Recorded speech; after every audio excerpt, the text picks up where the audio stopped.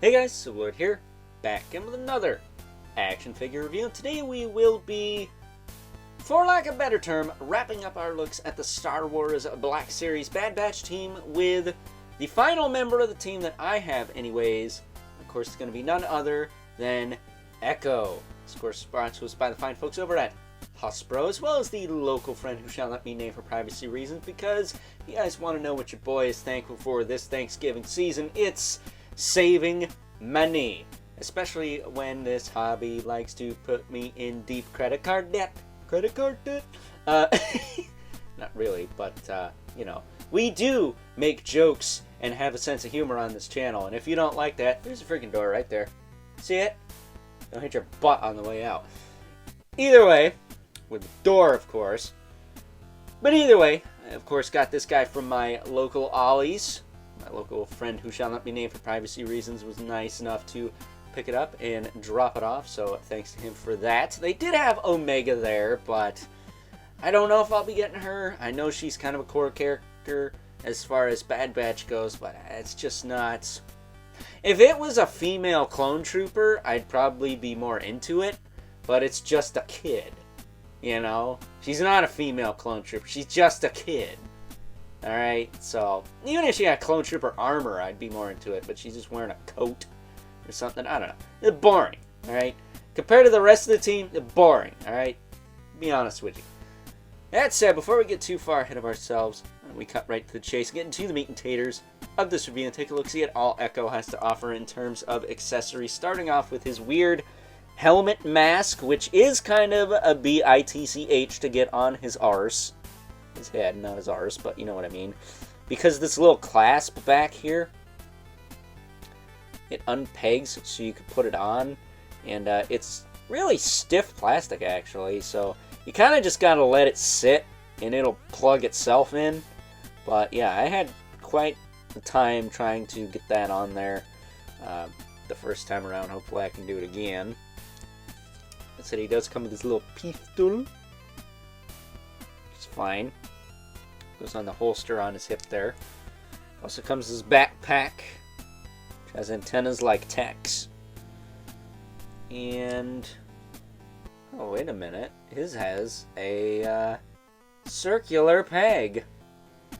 That's interesting, huh? That's very weird.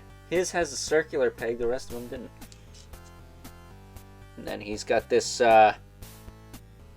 I don't know, claw machine arm attachment thing. No articulation in it, really. Does it? Oh. It just popped apart. So, the end pops off. Interesting enough. That's weird. Let's go back on. Alright, there we go. But yeah, the end pops off. And pops back on. And then this piece itself has got a little peg hole here. I imagine you slip it over his arm like this. And that's how it goes. It's not the tightest fit, mind you, but that's all I was able to do with it. I just kind of put two and two together. Granted, you could take some of the paint off doing that. So be careful, but yeah. Weird arm attachment thingy. And I guess he didn't have it in the series when he looked more like this. With this weird little doodad on his arm. And he looks like a zombie. He is very pale. Creepy. You know, he looks like one of those crash test dummies if their face was starting to melt. So, yeah. And he's got like the Lobot cyborg headpiece. And as far as his head is concerned, he can look up, he can look down, he can tilt side to side. As far as with his weird mask thing goes, if I can untab this and get this on here.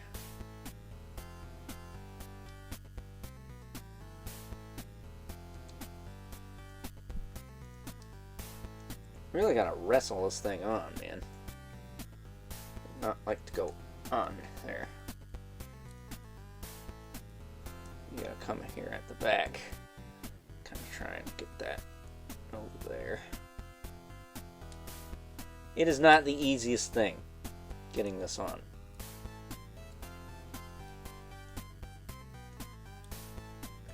wonder if I was able to do it once.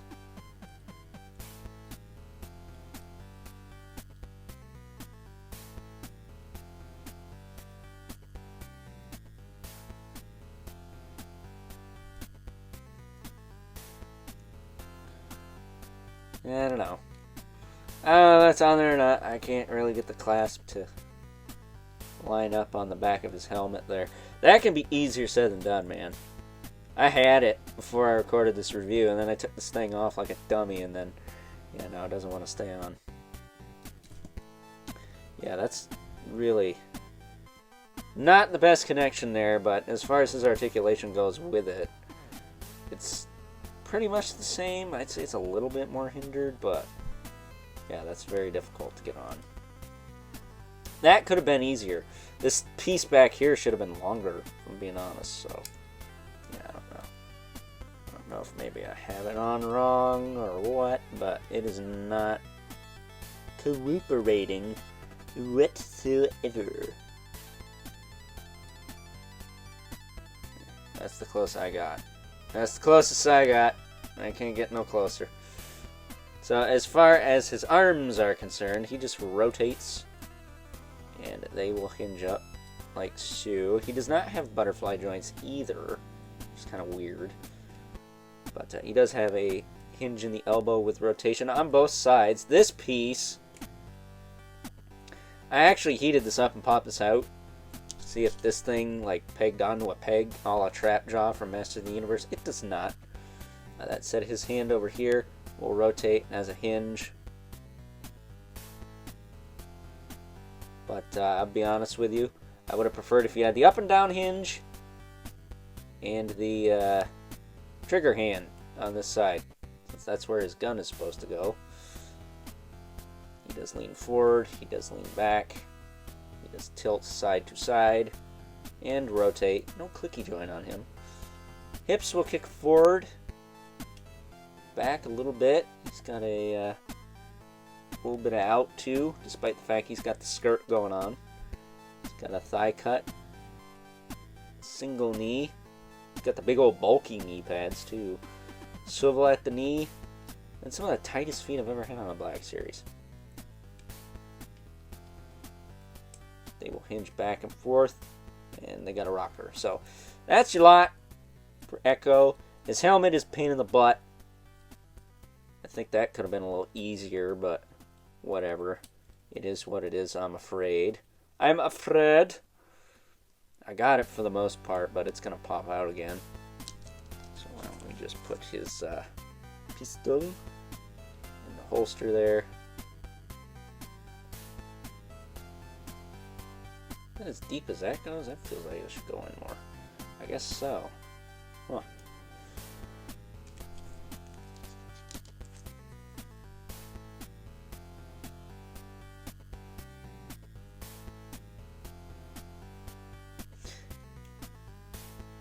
I guess he's got different clone armor that kind of helps line his backpack up. He only needs a circular peg for it. Put his arm on. Like that. Yeah, he's ready to go. For the most part. His mask probably still not clipped on the back. That kind of is. I'll have to check that after. But at any rate, it's time now that we move right along and take a look at some size comparisons. And we are actually going to bring in the other Bad Batch team members, all 4 of them, just in case I don't get Omega. So, hold on just a second. First up, and as promised, because again, I'm not sure if I'll pick up Omega or not. I know I probably should, but money don't grow on trees, you know. Either way, here we have good old Echo alongside the rest of the Bad Batch crew I currently own. So, all the Clone Trooper guys. We got Hunter, Crosshair, Tech, and the Deluxe Wrecker figures, all of which I've already reviewed on the channel, so please check those videos out if you haven't already. Would really appreciate it if you did, because this is a very nice set of Star Wars Black Series figures from the fine folks over at Hasbro. They look very, very, very nice together, and I'm very, very, very happy to have been able to obtain them all, even though they reissued like almost all of them. Some cases a little better, Wrecker's Case, a little cheaper, but whatever. You know, I'm happy to have this original set. I think I'm good with that. If the other ones show up at my local Ollie's or something, then maybe I'll think about it. But for now, I'm happy with this. That said, the weird inconsistencies with this set of figures is kind of interesting because we have, oh, I lost my train of thought there. But we have butterfly joints on 2 of them and gun holsters on 2 of them. Kind of wish we had gun holsters on all of them, or at least some kind of peg hole tab thing. And butterfly joints on all of them, just because, you know, 2 of them got it, why not the rest, you know? But I digress. That said, bringing in our 2 regulars here, the Mythic Legions by the Mandibolith, and the infamous 11 Spawn, who you could probably actually see today because I zoomed the camera out, but as usual, good old Al Simmons here obviously towers over everyone. So with that being said, it's time now that we wrap things up with some final thoughts. Overall, and as far as my potential favorite member of the Bad Batch team is concerned, because can't beat a decaying cyborg character, right?